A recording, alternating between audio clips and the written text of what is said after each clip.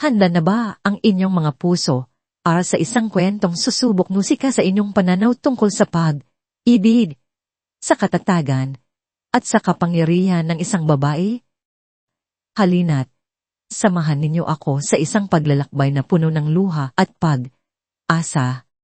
Sabi nila, ang bawat babae raw ay palang isang bituin na may sariling kislap.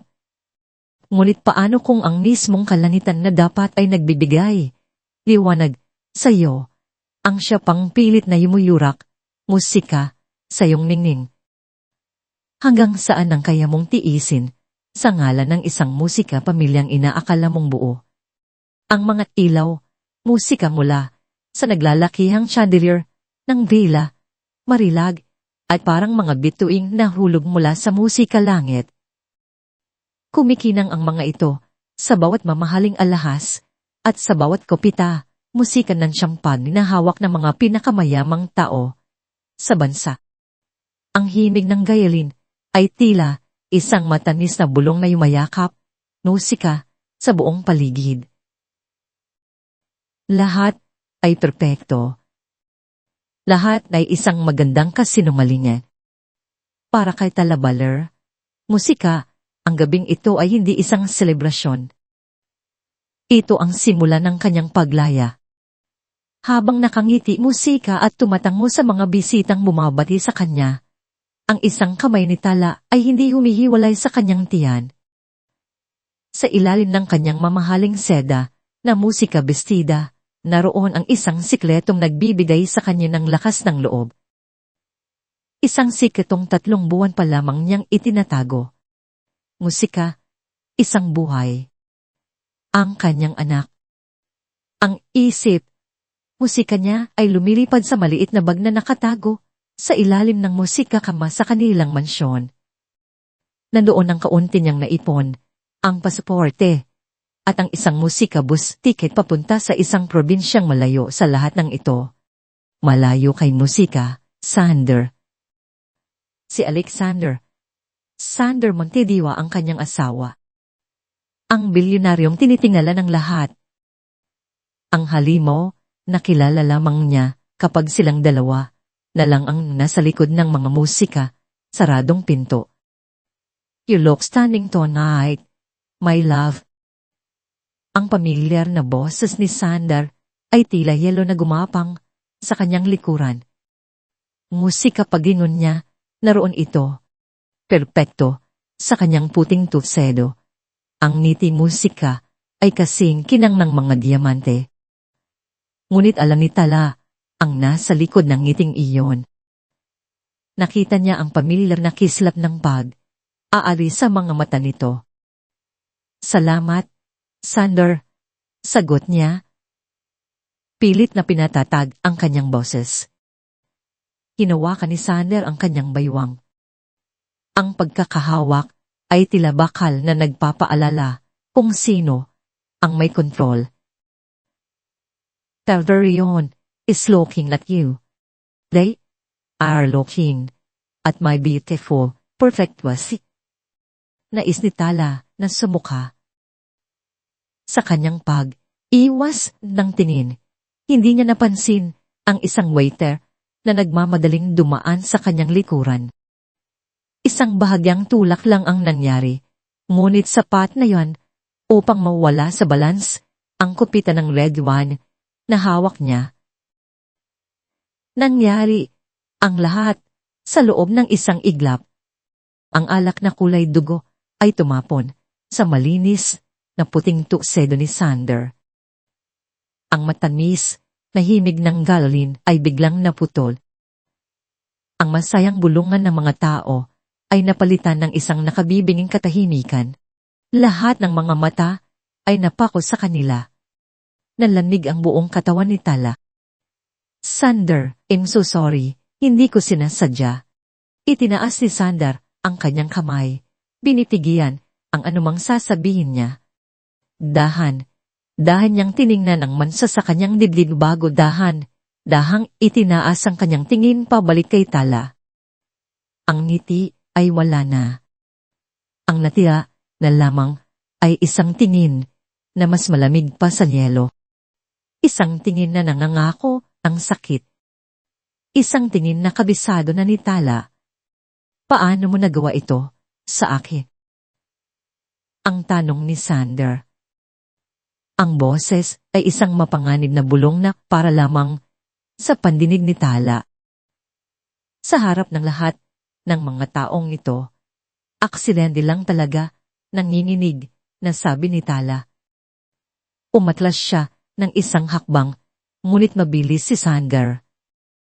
Hinawakan nito ang kanyang braso ng mahigpit. You always find a way to embarrass me, don't you?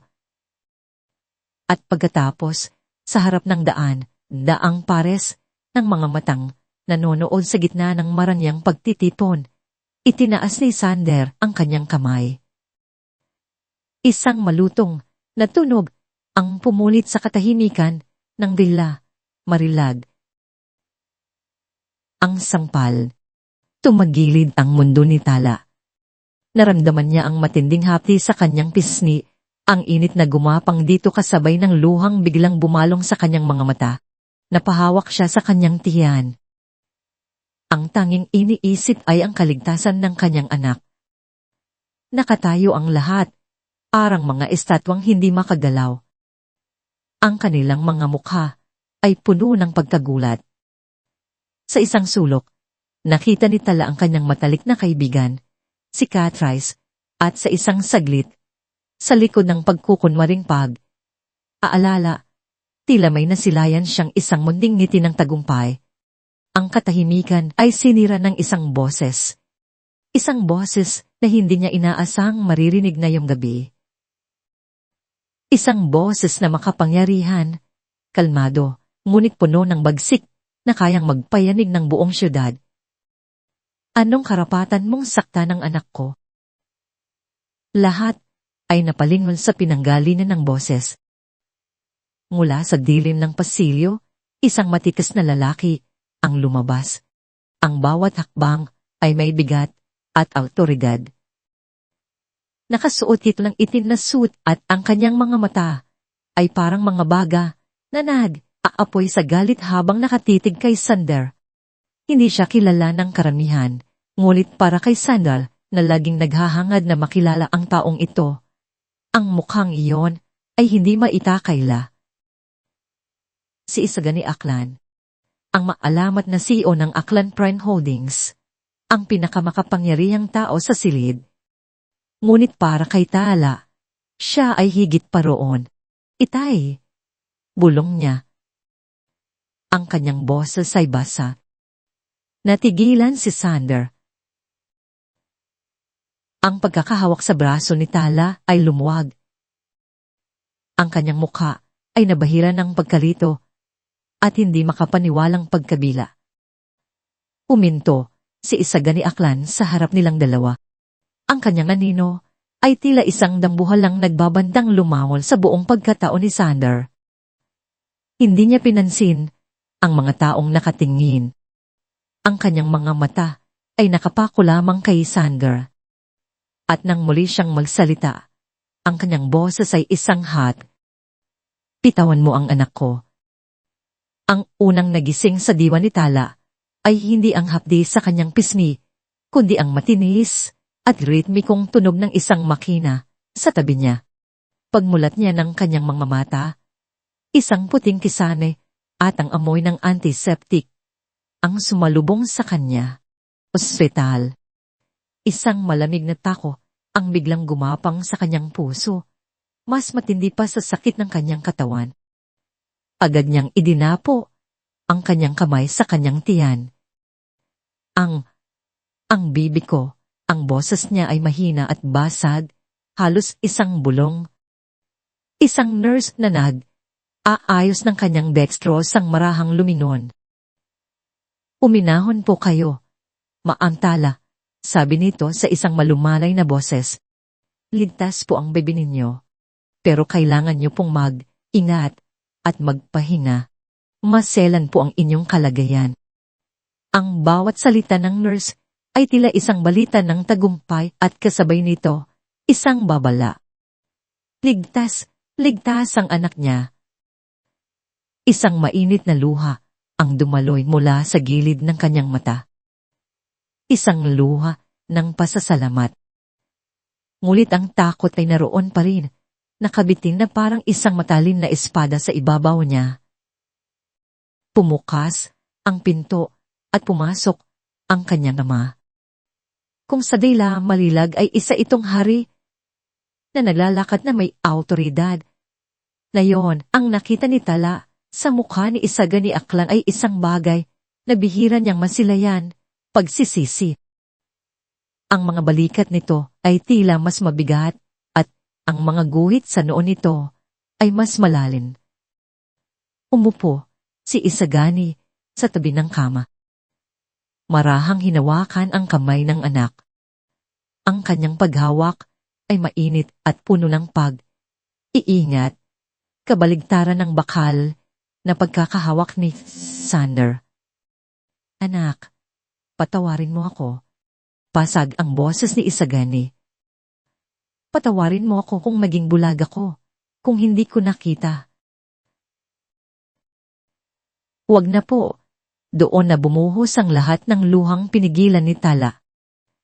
Ang pader na matagal na niyang itinatayo sa paligid ng kanyang puso ay tuluyan ng gumuho.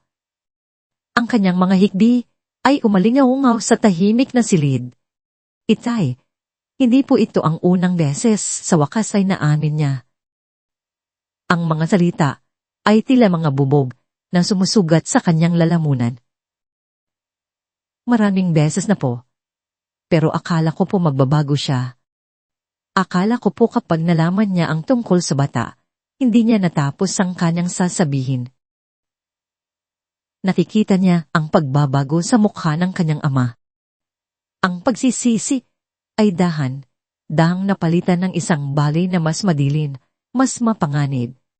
Isang galit na kalmado, ngunit nakakayanig. Tumayo si Isagani. Ang kanyang mga kamao ay nakakuyo sa kanyang dilid. Walang halimaw na nagbabago. Tala. Tinuturuan lang sila ng leksyon. Lumabas siya ng silid at kinuha ang kanyang telepono. Hindi narinig ni Tala ang lahat ng sinabi ng ama, ngunit sapat na ang kanyang narinig upang malaman na nagsimula na ang digmaan. Ipunin mo ang pinakamagaling nating abogado, utos ni Isagani sa kabilang linya. Ang boses ay matigas at walang bahid ng emosyon. Gusto kong masakin ninyo siya. Walang awa. Kinabukasan, nagsimulang umugong ang balita. Habang nakahiga si Tala, pinapanood niya sa maliit na telebisyon sa kanyang silid kung paano gumuho ang mundo ni Sander.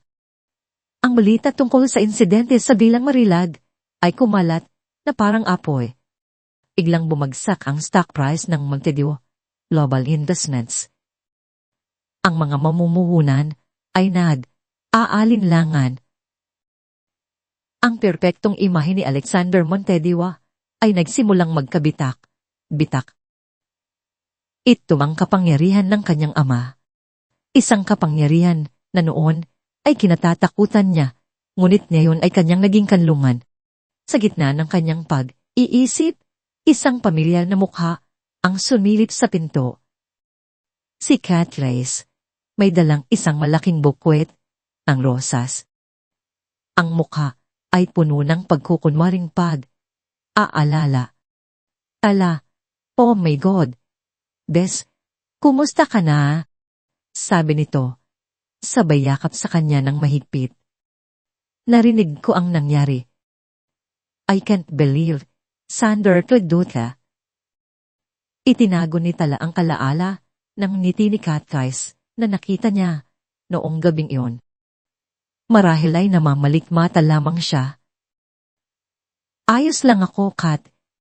Ang mahalaga, ligtas ang baby. Umupo si Catrice. Ang kanyang mga mata ay puno ng awa. I'm so worried for you. Ang hirap kalabanin ni Sander. Alam mo yan. Sobrang makapangyarihan siya.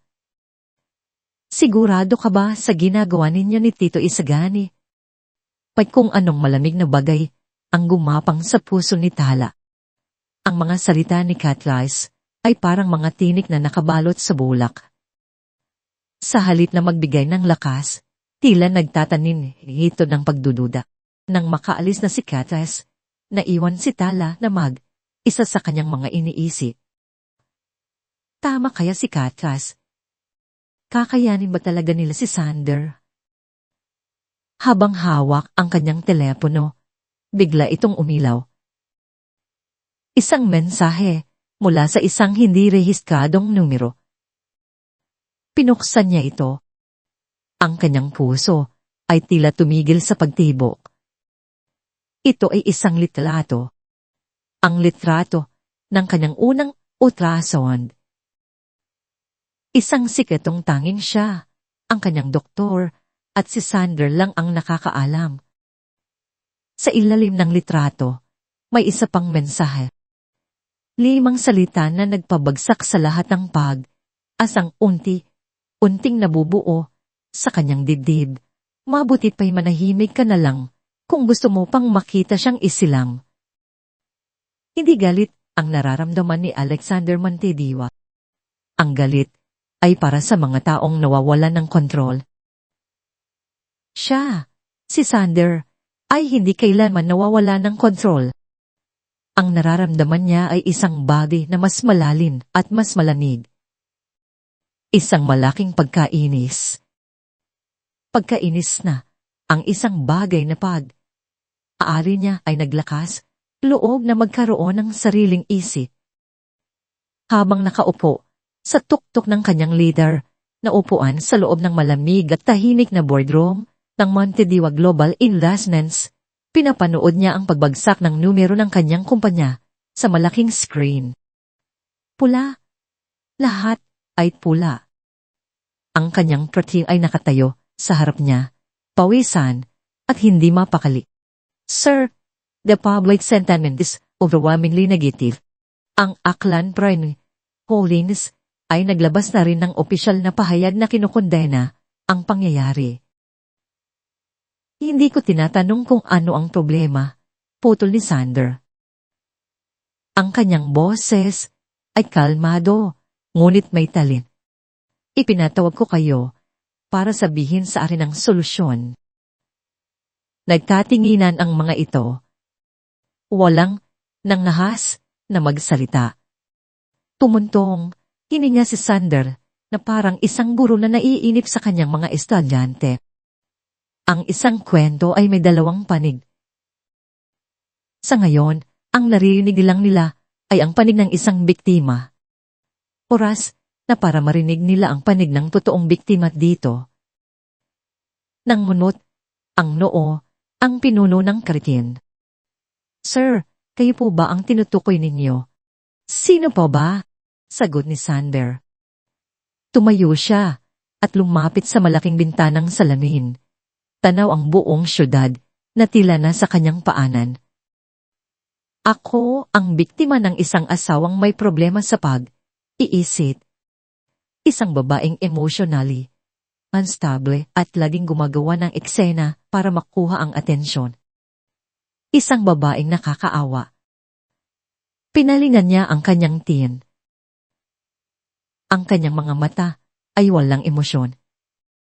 Iyan ang bagong kwento. Ibaligtad ninyo ang lahat. Hindi ito domestic abuse. Ito ay isang family tragedy. Now, what?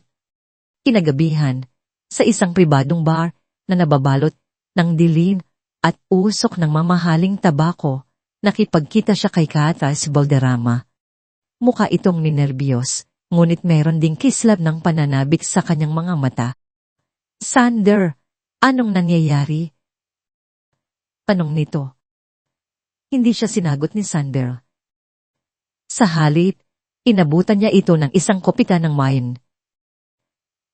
Ikaw lang ang nakakaintindi sa akin, Catlice. Ikaw lang ang nakakakita sa lahat ng pinagdaanan ko sa piling niya. Ang mga salita ay perpektong pinili. Ang bawat isa ay isang pain. Nakita niya kung paano kumagat si Catrice. Alam ko, Sander. Matagal ko nang nakikita kung paano kanya sinasaktan sa mga ginagawa niya. Sagot nito. Ang boses ay puno ng simpatya. Ngumiti si Sander. Kailangan ko ng tulong mo. Kailangan kong malaman ng mundo ang katotohanan. Bilang matalik niyang kaibigan, ang iyong salita ang may pinakamalaking bigat. Inilagay niya ang kanyang kamay sa ibabaw ng kamay ni Catrice. Tulungan mo akong iligtas siya mula sa sarili niya. Ang pangako ay nakabitin sa hangin. Ang pangako ng isang pwesto sa tabi niya. Ang pwestong matagal nang inaasam. Asam ni Catrice. Gagawin ko ang lahat para sa'yo. Sander, sabi nito. Ang kanyang mga mata ay nagniningning. Kinabukasan, ang plano ay nagsimulang gumulong. Isang malaking pahayagan ang naglabas ng isang article na may headline na ang trahedya sa likod ng perpektong pamilya Mondadiwa, asawa ng bilyonaryo, matagal na umanong biktima ng matinding depresyon. Ang article ay puno ng mga detalye mula sa isang source na malapit sa pamilya. Isinasalaysay nito ang mga emosyonal outbursts ni Tala, ang kanyang hindi makatrilang pagsaselos, at ang kanyang paglayo sa mga kaibigan. Ito ay isang obra maestra ng paninira, maingat na binuo, upang magtanim ng duda sa isipan ng publiko. Kasabay nito, ang mga abogado ni Sander ay gumawa ng sarili nilang hakbang. Nag-file sila ng countersuit, hindi para sa annulment, kundi para sa isang bagay na mas masakit, ang iisang kustodya sa hindi pa naisisilang na bata. Ang dahilan, ang hindi establing kalagayan ng pag-iisip ng ina ay isang malaking banta sa kaligtasan ng bata.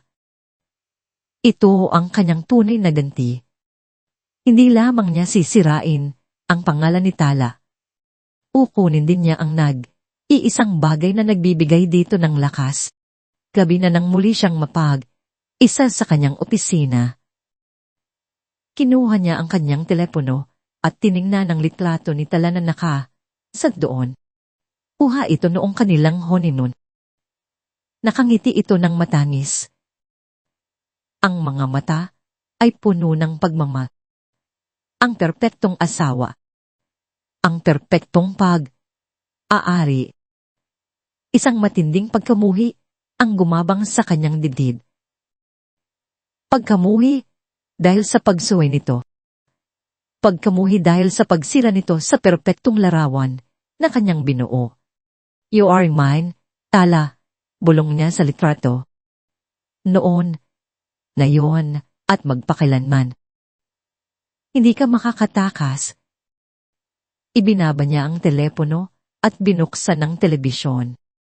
Eksakto sa oras, nagsisimula na ang isang eksklusibong banayam, at naroon sa gitna ng screen si Catrice. Ang kanyang mukha ay basa sa luha. Ang kanyang boses ay nanginginig sa pagkukunwari. Hindi ko na po kaya, sabi nito sa reporter habang humihikbi. Bilang kaibigan niya, sobra na po akong aalala sa kalusugan ng iisip ni Tala. Napangiti si Sander Mondadiwa. Ang digmaan ay nagsisimula pa lamang at siya, gaya ng dati, ang laging nananalo. Ang panayam ni Catrice ay parang isang laso na mabilis na kumalat. Pagkatapos ng gabing iyon, ang agos ng opinyon ng publiko ay biglang bumaliktad. Ang simbatiya ay naging pagdududa. Ang suporta ay naging pamungutya. Para kay Tala na nakakulong sa tahimik na silid ng mansyon ng kanyang ama, ang bawat scroll sa kanyang telepono ay parang isang saksak. Kawawa naman pala si Sir Sander. Nagtitiis lang pala sa asawang baliyo. Halata namang pera lang ang habol ng babaeng iyan. Tingnan mo, pati ama dinamay. Sabi na nga ba May something ko sa kanya. Masyadong pa, daitin. Ang mga komento ay walang katapusan. Ang mga salita ay mula sa mga taong hindi siya kilala, mga taong humusga sa kanya batay sa isang kwentong maingat na binuo para wasakin siya. Ang mundo, sa labas, ay tila isang kote na nagbigay na ng hatol, siya ang may sala. Ang pinakamasakit ay ang pagtataksil. Ang pagtataksil ng isang taong tinuring niyang kapatid. Nanginginig ang mga kamay na pinindot niya ang numero ni Catrice. Pagkatapos ng ilang ring, sumagot ito. Ang boses ay puno ng peking pag-aalala. Pes, tumawag ka. Ayos ka lang ba? Nakita mo ba? Bakit mo ginawa yon? Putol ni Tala. Ang kanyang boses ay malamig at walang emosyon. Natahimik si Catrice sa kabilang linya. Alin? Ang interview. Inawa ko yon para sa'yo, Ala. Para ipakita sa lahat na kailangan mo ng tulong. Aalala ko sa'yo. Isang mapait na tawa ang kumawala sa lalamunan ni Tala. Tulong. Ang tulong na siraan ako sa buong mundo. Ang tulong para bigyan ng dahilan si Sander na kunin ang anak ko. Noon ba yun? Catrice. Hindi mo naiintindihan. Hindi, Catrice. Ngayon, naiintindihan ko na ang lahat. Mariing sabi ni Tala. Sana makuha mo ang lahat ng gusto mo. Ibinaba niya ang tawa. Ago pa man makasagot si Catrice. Ibinato niya ang telepono sa malambot na kama at napahagulgol. Ang pakiramdam ng iisa ay nakabibingi. Para siyang nasa isang malawak na karagatan at ang barkong inaasahan niyang sasagip sa kanya. Ang kanyang kaibigan ay siya pa palang sinadyang lumubog sa kanya. Ngunit habang dumadaloy ang kanyang mga luha, isang bagong damdamin ang unting umusbong mula sa kaibuturan ng kanyang pagkasira. Determinasyon. Tapos na ang iyak. Tapos na ang pagiging biktima. Kung gusto nilang lahat ng laban, ibibigay niya ito sa kanila.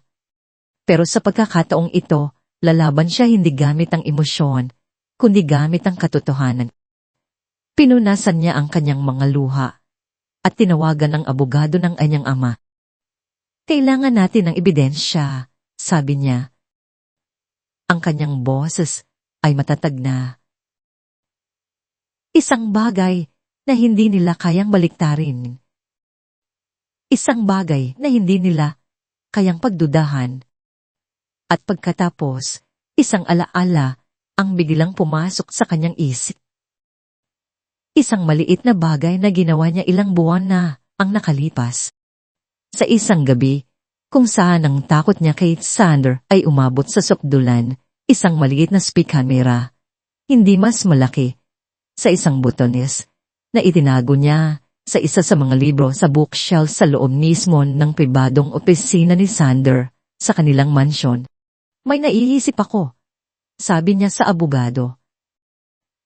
Makaipas ang isang oras, si Tala, kasama ang 2 abogado at isang expert mula sa Aklan Pring Holdings, ay bumalik sa mansyon na dati niyang tinawag na tanan. Ang bawat sulok ay nagpapaalala sa kanya ng isang alaala, mga alaala ng takot at iisa. Para siyang isang multo na bumabalik sa sarili niyang libingan. Dumiretso sila sa opisina ni Sander. Ang silid ay malamig at perpektong nakaayos, isang refleksyon ng may-ari nito. Mabilis na tinuro ni Tala ang libro. Maingat itong kinuha ng expert at kinuha ang maliit na kamera at ang memory card nito. Isang munting kislap ng pag-asa ang nabuhay sa dibdib ni Tala. Ito na ang katibayan. Ang katotohanan na magpapalaya sa kanya. Isinaksak ng expert ang memory card sa kanyang laptop. Ilang sandali silang naghintay. Ang tunog lang ng pag-taki ang maririnig sa silid. Lumipas ang 1 minuto, 2. Tumingin ang expert kay Tala. Ang kanyang mukha ay seryoso. Ma'am pala, sorry. Anong ibig mong sabihin? Tanong ng isa sa mga abogado. The drive. It's been professionally whipped several times. Paliwanag ng lalaki. Malinis. Walang kahit anong natira. Ang munting kislap ng asa sa dibdib ni Tala ay namatay na parang isang kandilang biglang hinipan ng malakas na hangin. Uli na sila. Palagi na lang siyang huli. Palaging isang hakbang sa unahan si Sander. Napaupo siya sa isang silya. Ang bigat ng pagkatalo ay tila dumagan sa kanyang mga balikat. Ito na yata ang katapusan. Habang nag-uusap ang mga abogado tungkol sa susunod nilang gagawin, isang anino ang dumaan sa may pinto. Si Manang Elena, ang kanilang matandang kasambahay na nanilbihan sa mansyon ng higit 1 dekada. Palagi itong tahimik, isang anino na nakikita ang lahat, ngunit walang sinasabi. Nagkunwari itong aayos ng mga gamit sa isang mesa malapit kay Tala. At sa isang mabilis, halos hindi mapapansing kilos, may idinulas itong isang maliit na bagay sa palad ni Tala. Isang maliit na flash drive. Nang magtama ang kanilang mga mata, tumango si Manang Elena at isang halos hindi marinig na bulong ang lumabas sa mga labi nito. Isang bulong ng asa. Hindi lahat ay nabubura. Ang maliit na flash drive sa palad ni Tala ay tila mas mabigat kaysa sa tunay nitong timbang. Ito ay isang sisidlan ng hindi malamang katotohanan. Maaaring ito ang kanyang kaligtasan o isa na namang patay na pag-asa. Habang nagmamadali silang paalis sa mansyon, mahigpit itong hawak ni Tala. Ang metal ay malamig sa kanyang balat na pinapawisan. Pagbalik nila sa Aklan Pen Holdings, sa loob ng soundproof at high security office ni Isagani, ang tensyon ay halos hinihiwa ng kutsilyo. Naroon si Tala, ang kanyang ama, at ang kanilang lead counsel. Sige na, basad ni Isarani sa katahimikan. Isinaksak ng expert ang sa laptop. Ilang sandali, ang tanging maririnig ay ang tahimik na pag-ugong ng aircon at pagkatapos, isang audio file ang lumabas sa screen. Pinindot niya ang play. Ang unang boses na kanilang narinig ay pamilyar at matamis. Ngunit ngayon, ito ay tunog ng ahas. Hello, Sander. It's me, Catrice. Napasinghap si Tala. Ang boses ng kanyang dating matalik na kaibigan. Nalaman ko na may bus ticket siyang bukas ng umaga papuntang probinsya. She's planning to leave you. Naramdaman ni Tala ang paghigpit ng kamay ng kanyang ama sa kanyang balikat. Ang bawat salita ay isang kumpirmasyon sa pagtataksin na kanyang pinaghihiyalaan. At sumunod ang boses ni Sander. Kalmado at walang bahid ng kahit anong emosyon. Ito ang boses na bumubulong sa kanya sa dilin. Ang boses na kanyang kinatatakutan. So the little bird finally thinks it can fly. Mayroong sandaling katahimikan at pagkatapos ay nagsalita muli si Katat. Ang boses ay may halong pananabik. Anong gagawin mo? Linda Charity Bonus tonight. Perfect chance para ipahiya siya. Si Lance, putol ni Sander. Ang isang salita ay puno ng awtoridad na nagpatigil hindi lang kay Catrice sa recording, kundi pati na rin sa hininga ni Tala. Isang mahabang katahimikan ang sumunod. At pagkatapos, binitawan ni Sander ang mga salitang tuluyang wawasak sa lahat ng natitilang pag-aalinlangan ni Tala. Ang mga salitang magpapabago sa lahat. She thinks she can run away with my son. I will teach her a lesson she will never forget. My son. Anak ko. Ang tatlong salitang iyon ay umalingaw sa loob ng silid. Mas malakas kaysa sa isang pagsabog. Alam niya. Alam ni Sander ang tungkol sa bata bago pa man mangyari ang lahat. Alam niyang may dinadala ang kanyang asawa sa sinapupunan nito. Alam niyang nagbabalak itong tumakas para iligtas ang kanilang sarili. Ang sampal. Ang kahihiyan sa harap ng lahat. Ang pagbagsak niya sa sahig habang hawak ang kanyang tiyan. Hindi yung resulta ng isang biglaang galit dahil sa natapong alak. Iyon ay isang parusa. Isang kalkuladong pagpapakita ng kapangyarihan. Isang mensahe. Aari kita. Aari ko ang batang iyan. Huwag kang magkakamaling suwayin ako. Ang mundo ni Tala ay gumuho sa pangalawang pagkakataon, ngunit hindi ito tulad ng dati. Ang pagguho ngayon ay hindi nagdulot ng takot, kundi ng isang aapoy naggalit. Isang galit na sumunog sa lahat ng kanyang luha at pinalitan ito ng bakal na determinasyon. Tumingin siya sa kanyang ama. Ang mukha ni Isaga ni Aklan ay parang isang maskarang gawa sa bato. Ngunit ang kanyang mga mata ay nagliliyab. Isang malamig at nakamamatay na apoy. Tumayo si Isagani at kinuha ang kanyang telepono. Hindi lang siya isang halimaw. Sabi ni Isagani, hindi kay Tala kundi sa kawalan. Isa na siyang patay na tao. Ang sumunod na mga minuto ay isang mabilis na pagkilos. Ipinatawag ni Isagani ang kanyang buong liga at security team. Ang USB ay ang kanilang pinakamalakas na sanata. Hindi lang nito pinapatunayan ang paninira ni Catrice, kundi pinapatunayan din nito ang malisan premeditation sa krimen ni Sander. Isang bagay na magpapagbigat sa kanyang kaso ng husto. Kailangan nating madala ang original copy na ito sa main vault ng law firm. Now, utos ang lead counsel. Hindi na tayo pwedeng magtiwala sa digital copies lang. Sander will stop at nothing to get this. Parang isang propesya ang sinabi ng abogado. Abang naghahanda silang umalis, tumawag ang hepe ng seguridad ni Isagani. Sir, may balita po. Biglang hindi na contact si Manang Elena.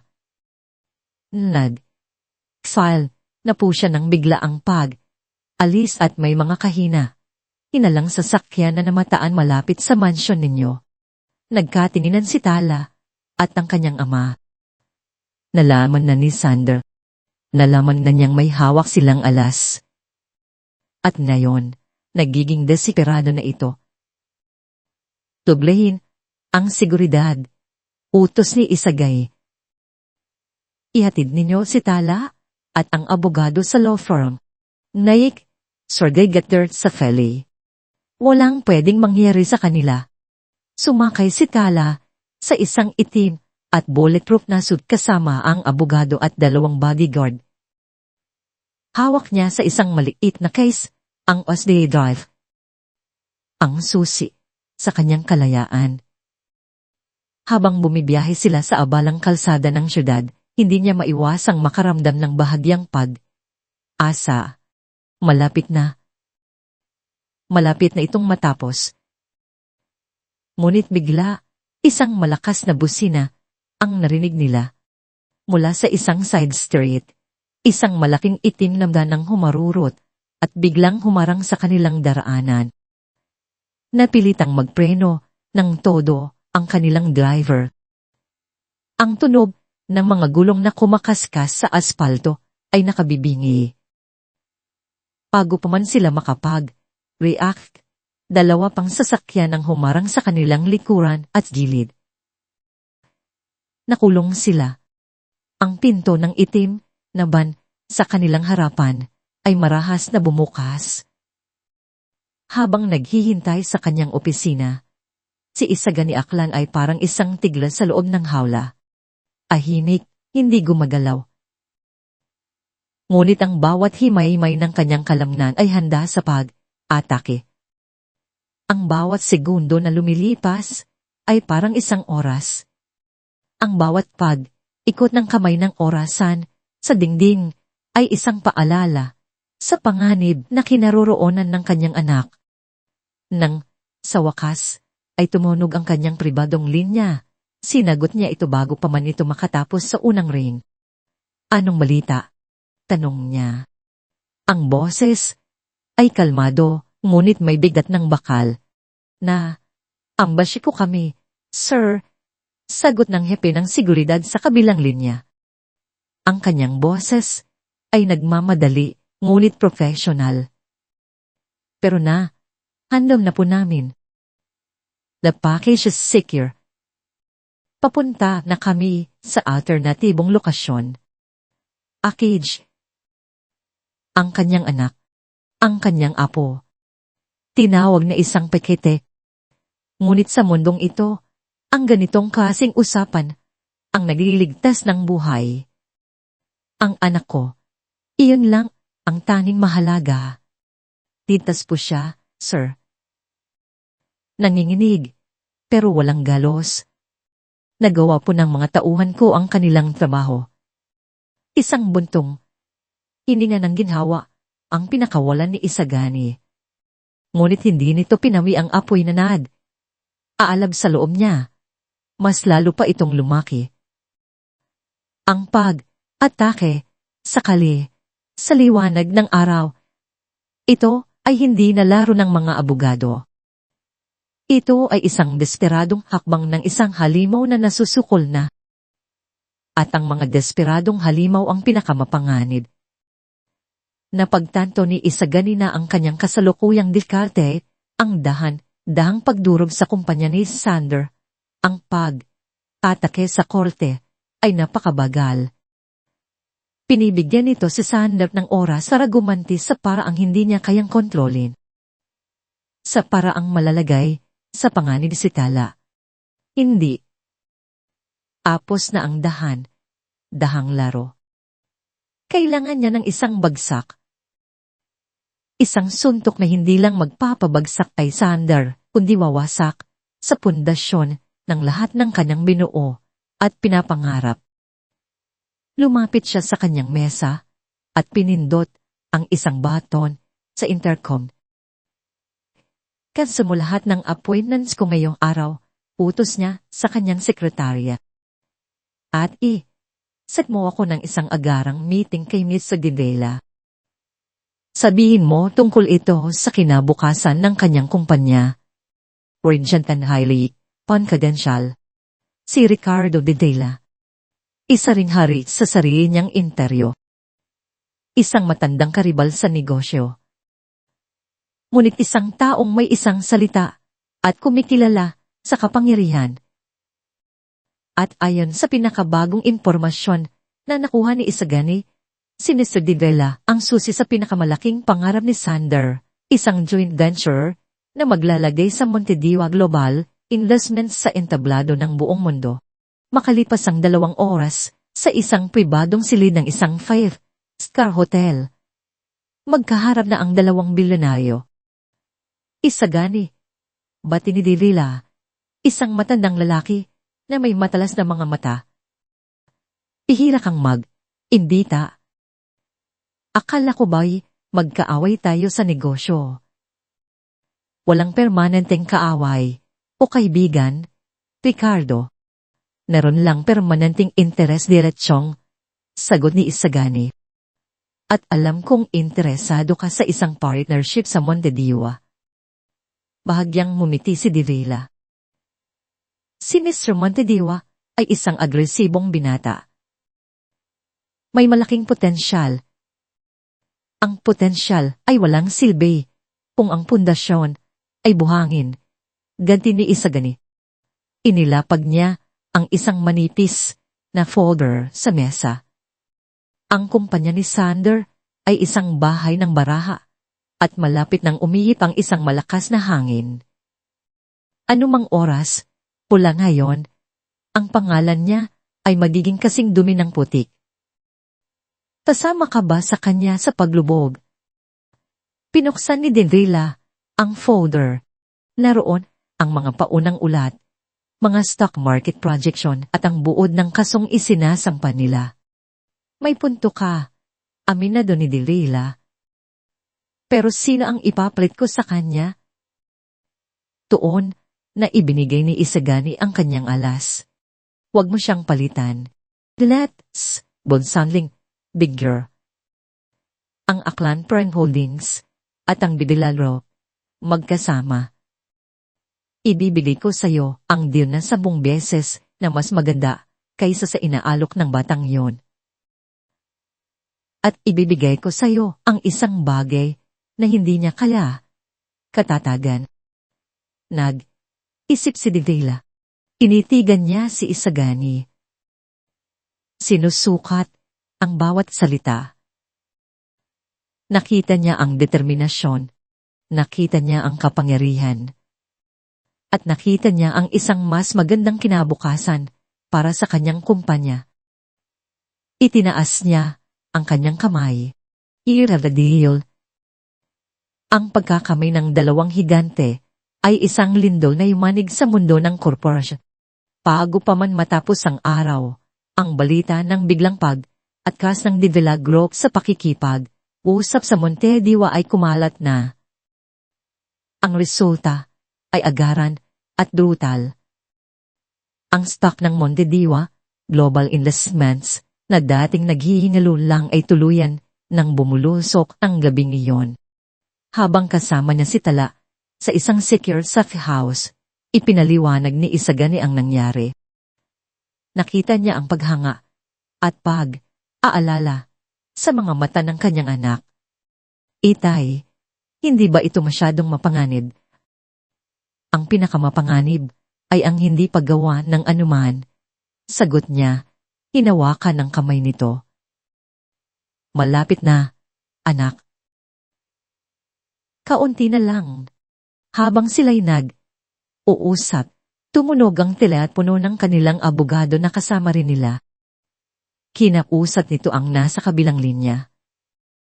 Habang nakikinig, ang mukha ng abogado ay dahang nagbago mula sa pagiging seryoso patungo sa hindi makapaniwalang tuwa.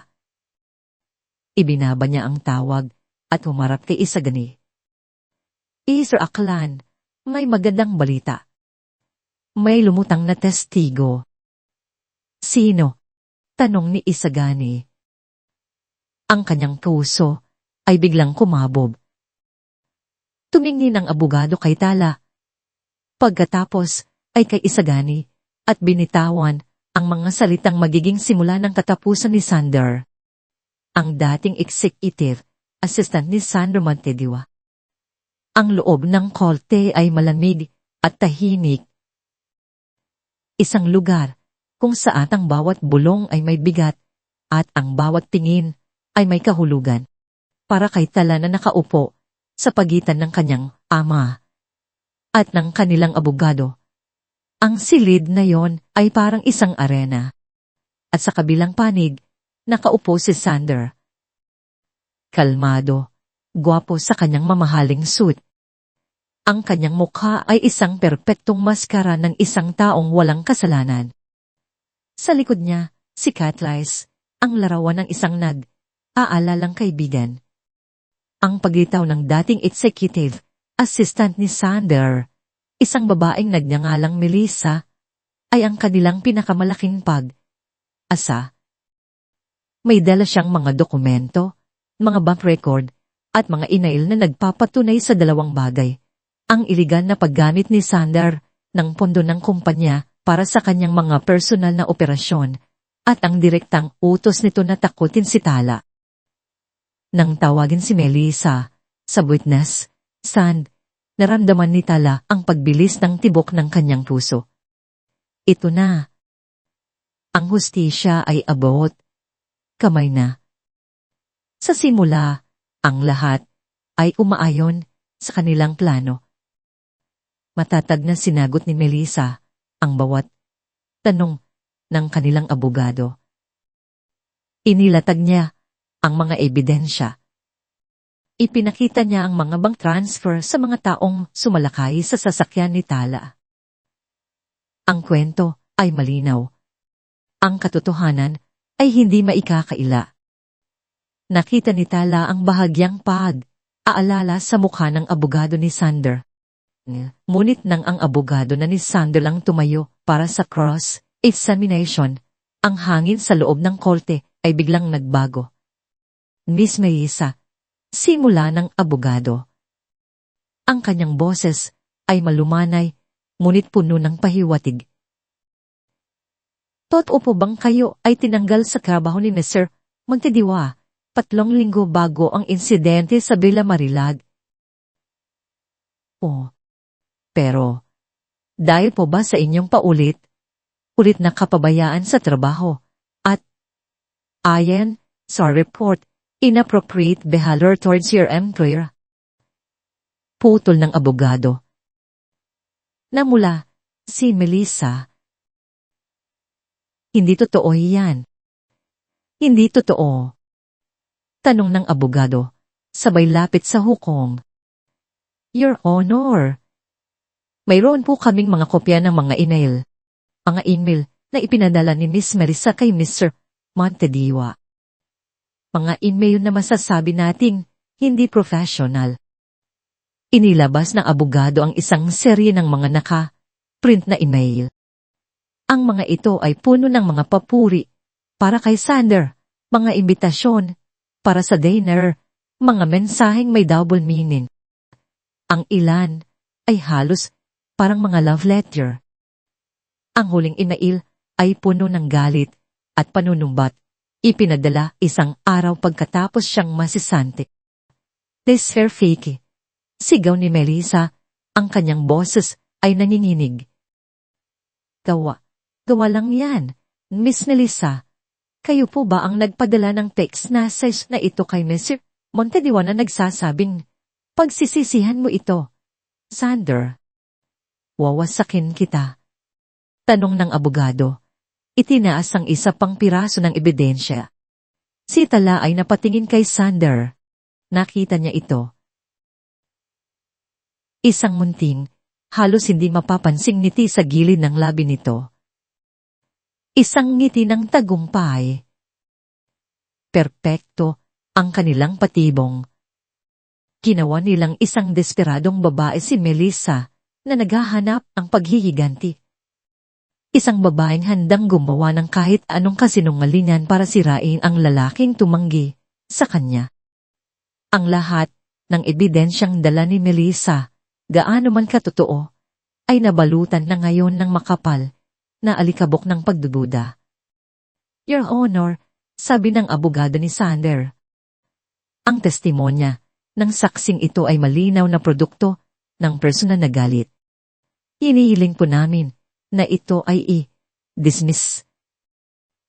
Ang tunog ng martilyo ng hukom ay parang isang putok ng baril sa tainga ni Tala. The testimony and all related evidence presented by this witness are hereby stricken from the record. Gumuho ang mundo ni Tala. Ang kanilang pinakamalaking pag-asa ay naging abo sa isang iglap. Ngulit hindi pa. Tapos si Sander. Tumayo muli ang kanyang abogado. Your Honor, dahil po sa mga nangyayari at sa patuloy na pagpapakita ng unstable behavior ni Mrs.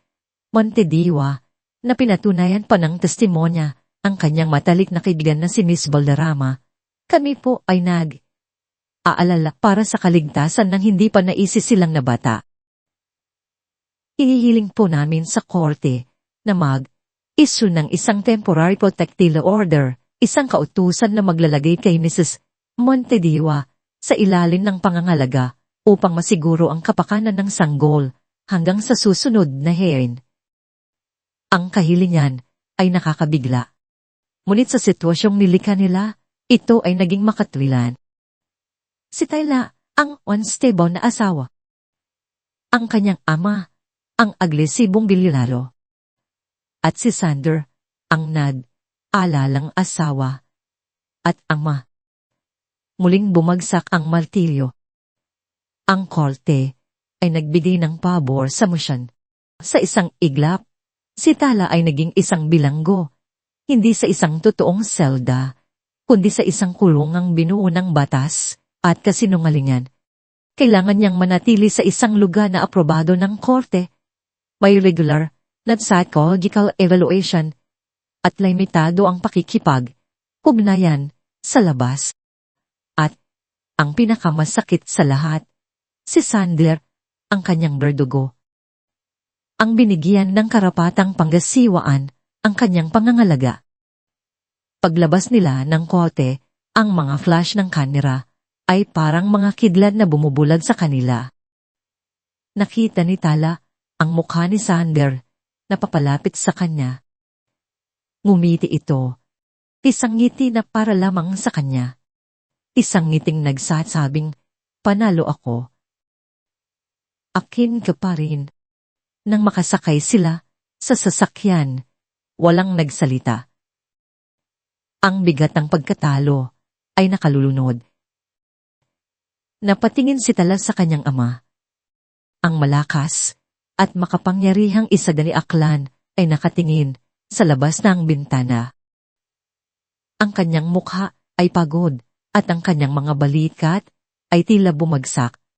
Sa unang pagkakataon, nakikita ni Tala ang kanyang ama na parang natalo. At, para palalain pa ang lahat, tumunog ang telepono ni Isagani. Ito ang chairman ng board ng Aklan Prime Holdings. Ikinabit niya ito sa CPR. Isagani, sabi ng boses sa kabilang linya. Walang paligoy, ligoy. The board is statewide concerned. This personal war orders is triggering the company. Nang droid the mod. Stocks are fluctuating. Partners are getting nervous. We are officially requesting you to take a leave of absence, or the board will be forced to vote on your removal as CEO. Ibinaba ni Isagani ang tawag. Katahimikan. Lahat ay nawala. Ang kanilang kaso, ang kanyang kalayaan, at ngayon, pati ang kumpanya ng kanyang ama. Si Sandler ay hindi lang nanalo.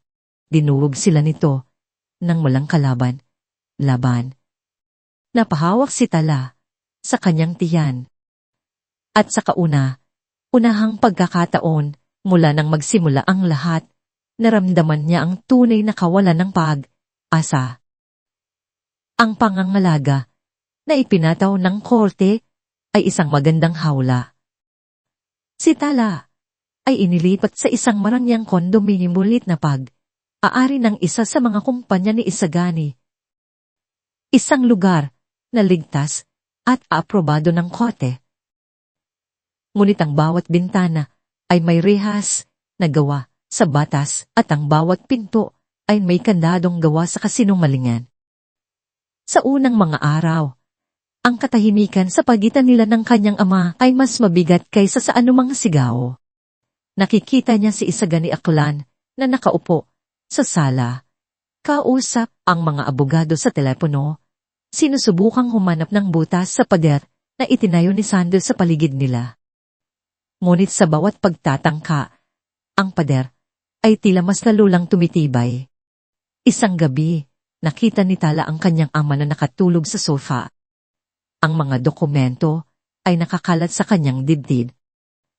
Sa ilalim ng malumanay na ilaw ng lampshade, ang makapangyarihang CEO na kinatatakutan ng lahat ay nawala.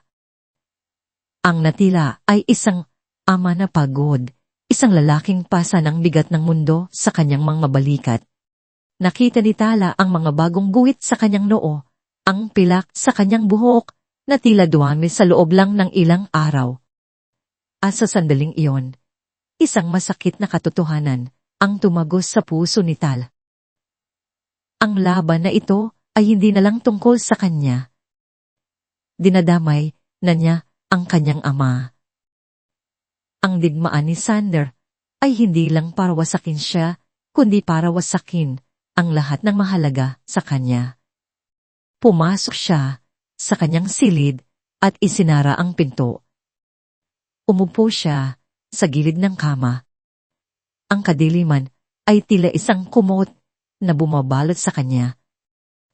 Inuha niya mula sa kanyang wallet ang isang maliit na litrato, ang kanyang ultrasound. Ang isang maliit na tudok na itim at puti. Sa litratong yon ay ang kanyang lahat. Ang kanyang lakas. Ang kanyang dahilan. Hindi pwedeng ganito. Bulong niya sa sarili habang hinahaplos ang litrato.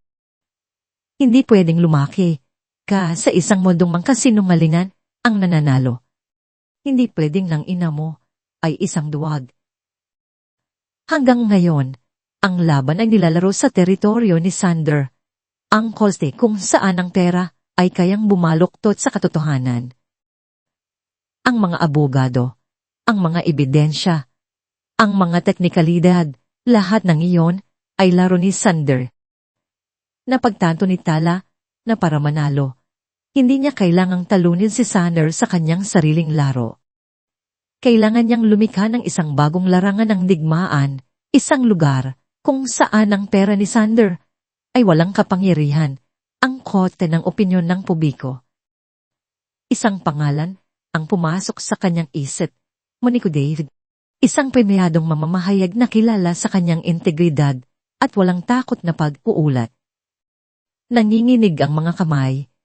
Kinuha ni Tala ang isang burner phone na ibinigay sa kanya ng seguridad ng kanyang ama.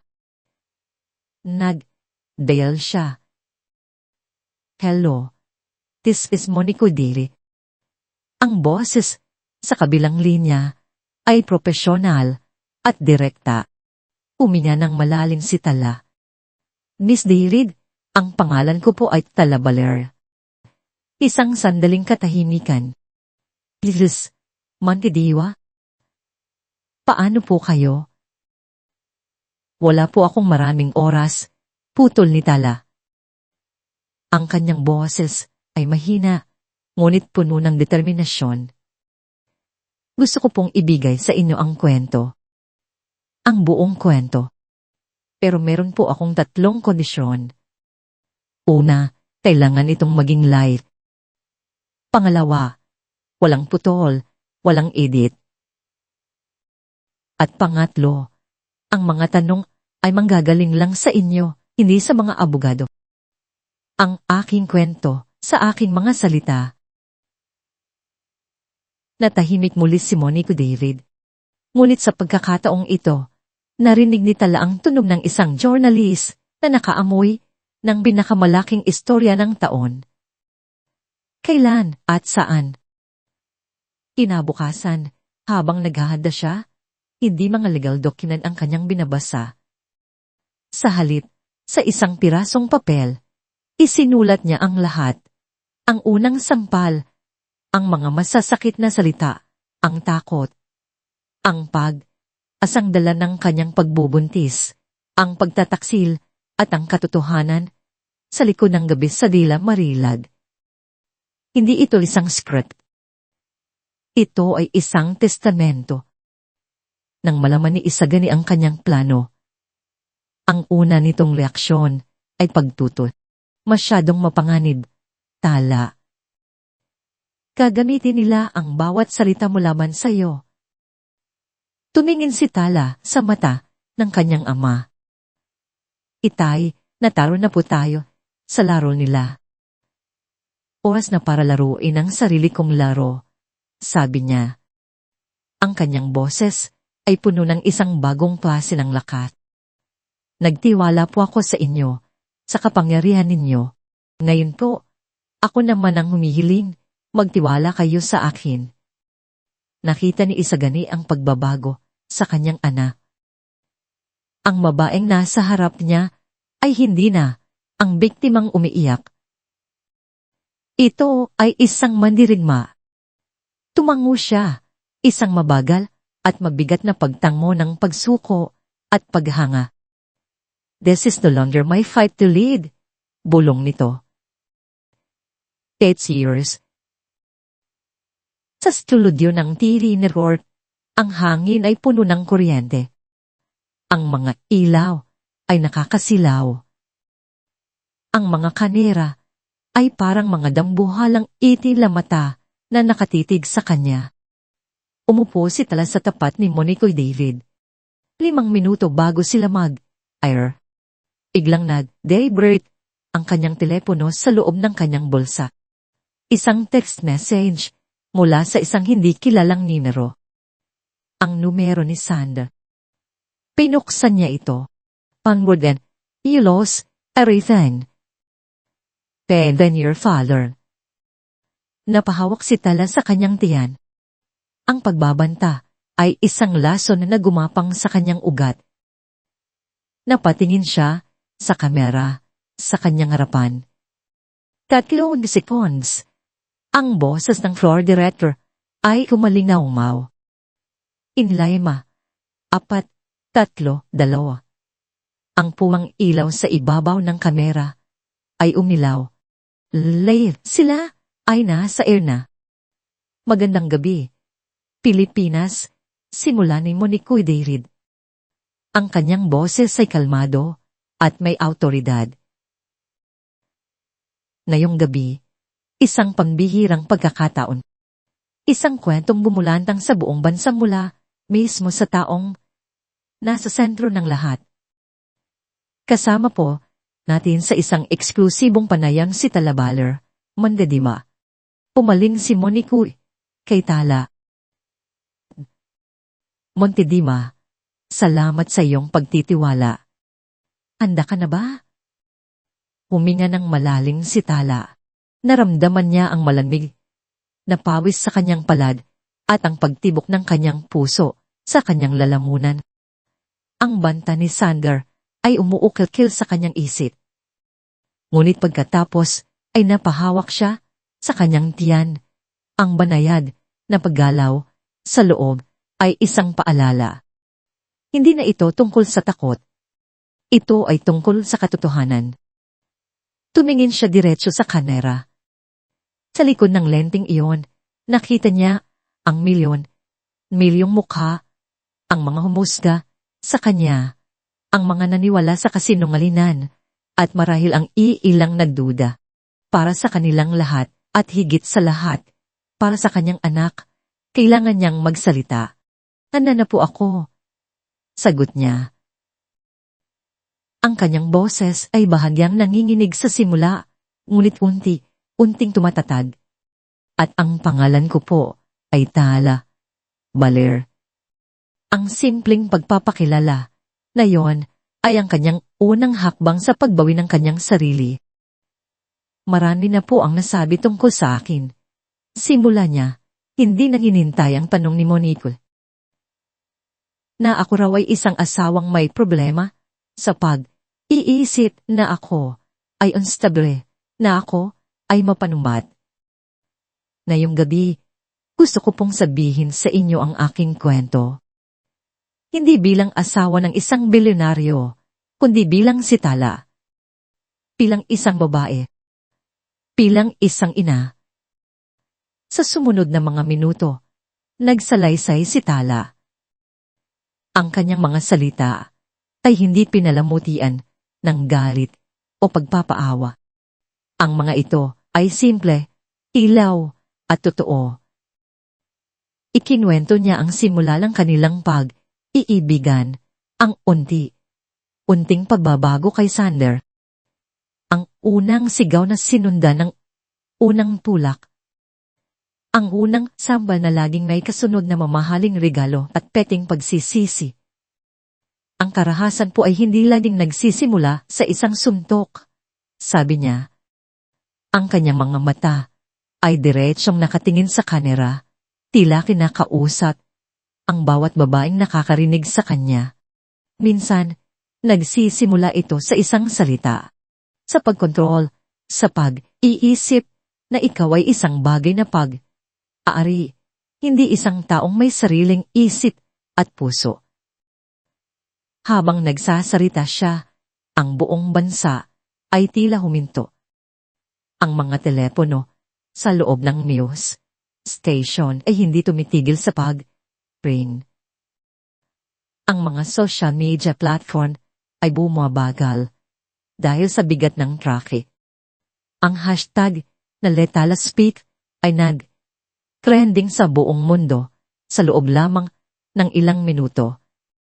At pagkatapos, dumating siya sa puntong babago sa lahat. Sinasabi po nila na ang nangyari sa Bella, Malilag, ay dahil sa aing emotional outburst. Ang totoo po niyan, may mas malalim na dahilan. Kinuha niya ang isang maliit na digital audio recorder mula sa kanyang bulsa. Ang kopya ng gusp. Ang katotohanang alam ng aking asawa na ako ay nagdadalang tao. At na ako ay nagbabalak na umalis para iligtas ang aking sarili at ang aking anak. Uminga siya ng malalim. Miss David, may pahintulot po ba akong play ito? Tumango si Monico. Ang kanyang mukha ay seryoso. Itinaas ni Tala ang recorder sa mikropono. Ang boses ni Catras. Ang boses ni Sander. Ang kanyang malupit na hatol. She gakes. She can run away with my son. I'll teach her a lesson she'll never forget. Kung ang testimonya ni Tala ay isang alon, ang recording ay isang tsunami. Ang katahimikan sa buong bansa ay nakabibingi. Ang maskara ni Sander ay tuluyan ng natanggal, hindi sa isang kote na kontrolado niya, kundi sa harap ng milyon-milyong hukong. Ang kasinumali niyan ay nawasak. Ang katotohanan, sa wakas, ay lumabas. Sa penthouse, suit ng Montediwa Tower, si Alexander Montediwa ay nanonood. Ang kanyang mukha ay hindi na ipinta. Sa unang pagkakataon sa kanyang buhay, nawalan siya ng kontrol. Ang babaeng akala niya ay isang manikang kaya niyang sirain, ay naging isang sandata, na ngayon ay nakatutok sa kanyang puso. Sa isang iglap ng aapoy na galit, ibinato niya ang kanyang baso ng alak sa malaking screen ng telebisyon. Ang salamin ay nabasag sa libong piraso, tulad ng kanyang perpektong buhay. Sinimulan niyang wasakin ang lahat ng bagay sa kanyang paligid, ang mga mamahaling torera, ang mga painting, ang lahat ng simbolo ng kanyang kapangyarihan. Samantala, sa studio, tinapos ni Tala ang kanyang kwento. Hindi po ako nagsasalita ngayong gabi para sa aking sarili lamang, sabi niya. Ang luha ay nagsisimula ng mamuo sa kanyang mga mata, ngunit ang kanyang boses ay mas matatag kaysa dati. Nagsasalita po ako para sa lahat ng babaeng natatakot, sa lahat ng babaeng pinatahimik, sa lahat ng babaeng naniwalang sila ang may kasalanan. Hindi po kayo iisa. Pagkatapos ng panayan, habang naglalakad siya palabas ng studio, sinalubong siya ng kanyang ama. Hindi ito nagsalita. Niyakap lang siya nito ng mahigpit. Isang niyakap na puno ng paghanga, pagmamalaki, at paghingi ng tawad. At sa gitna ng kanilang pagyayakapan, isang grupo ng mga uniformadong pulis ang lumapit sa kanila, pinamumunuan ng isang mataas na opisyal. Napahigpit ang hawak ni Tala sa braso ng kanyang ama. Ang takot ay biglang bumalik.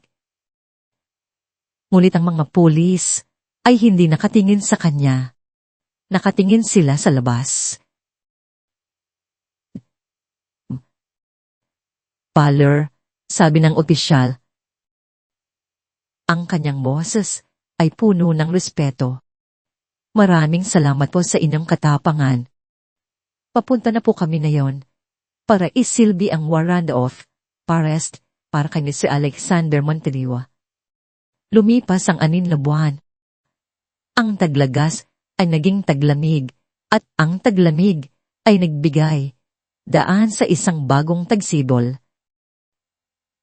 Ang mga balita tungkol kay Alexander Montediwa ay unti nang nawala sa mga pangunahing pahayagan, napalitan ng mga bagong iskandalo at mga bagong kwento. Ang kanyang pagbagsak ay mabilis at walang awa. Matapos ang panayam ni Tala, ang imperyo ni Sanda ay gumuho na parang isang kastilyong buhangin na tinangay ng alon. Ang mga kasosyo ay umatras. Ang mga kliyente ay nawala. At ang korte, na ngayon ay nasa ilalim ng masusing pagbabantay ng publiko, ay kumilos ng mabilis.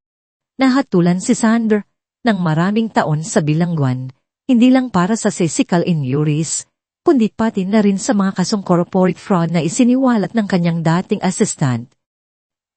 Ang Montediwa Global Investments ay tuluyan ng nalugji at ipinasara. Si Keres Balerama, matapos mapatunalang kasabwat sa paninila kay Tala, ay naharap din sa kasong perjury. Ang kanyang buhay, sosyal ay nawasak, at ang pangalan niya ay naging simbolo ng pagtataksil. Ngunit para kay Tala, ang mga balitang iyon ay tila nangyari sa isang malayong mundo. Ang kanyang mundo ngayon ay mas maliit, matahimik, ngunit higit na mas makabuluhan. Sa isang maliwanag na umaga, nakaupo si Tala sa isang silya sa tabi ng malaking bintana.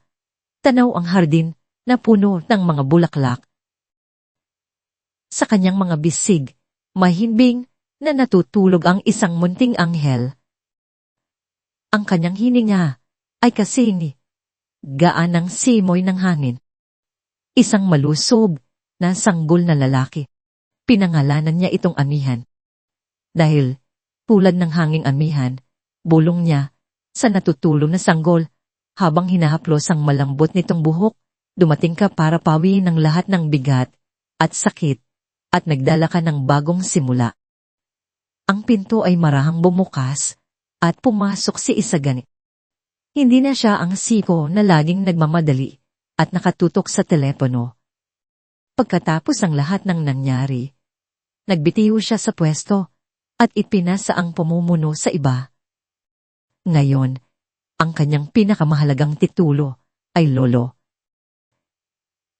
Kising na ba ang paborito kong apo? Tanong niya. Ang kanyang boses ay puno ng lambing. Lumapit siya at marahang hinalikan ang noo ni amihan.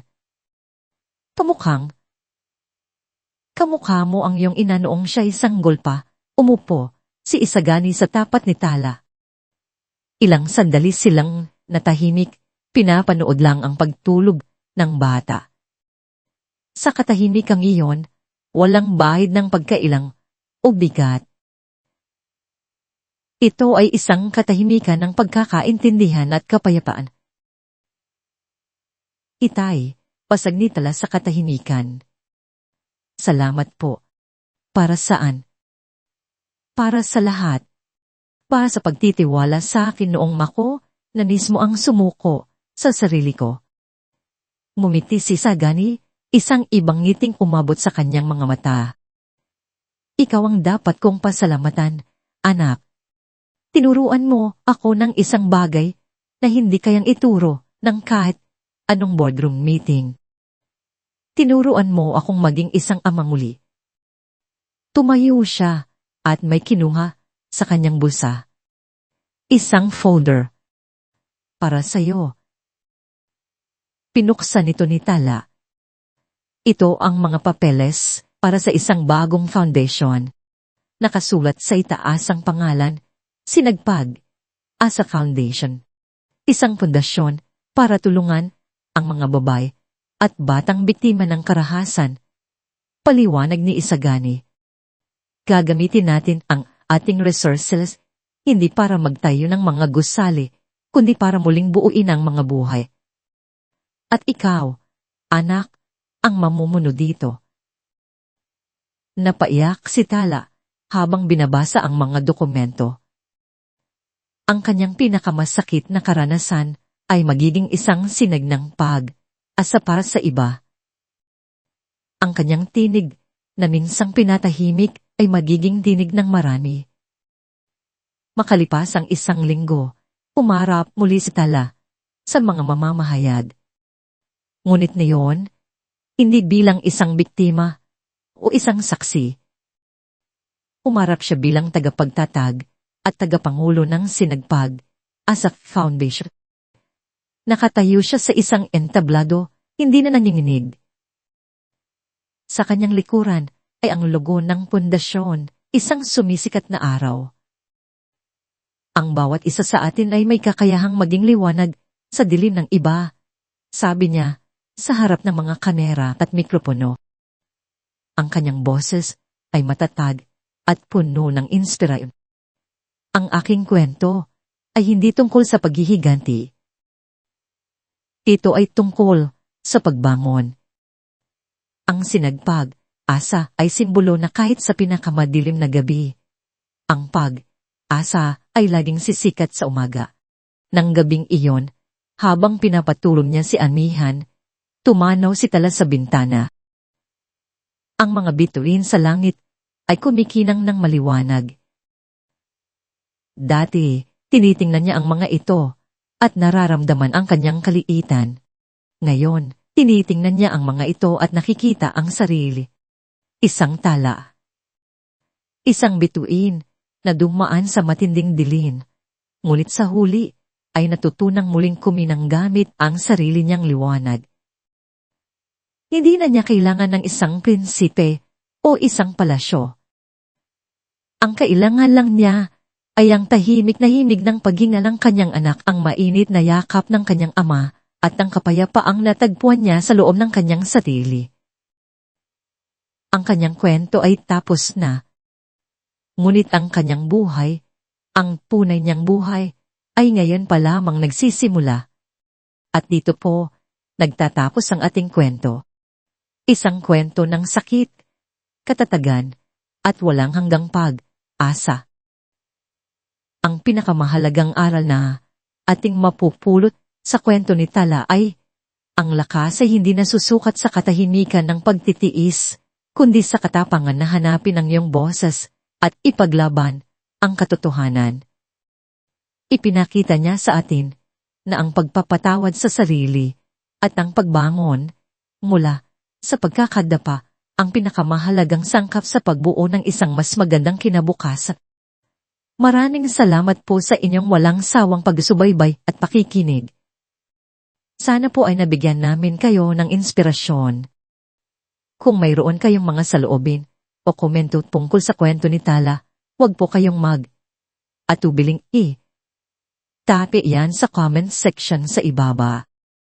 At kung mayroon kayong gustong marinig na particular na uri ng kwento, sa susunod, ipaalam nyo rin po sa amin. Hindi dito nagtatapos ang ating paglalakbay. Marami pa pong kwentong kasin ganda at mas puno ng aral dito sa aming channel. Kung nagustuhan nyo ang kwentong ito, like, share sa pamilya at mga kaibigan, at subscribe na rin para lagi kayong updated sa mga susunod pa naming kwento. Click nyo ang notification bell para kayo ang unang makarinig kapag may bago kaming upload. Pagpalain po kayo ng Panginoon, kayo at ang inyong buong pamilya. Hanggang sa muli.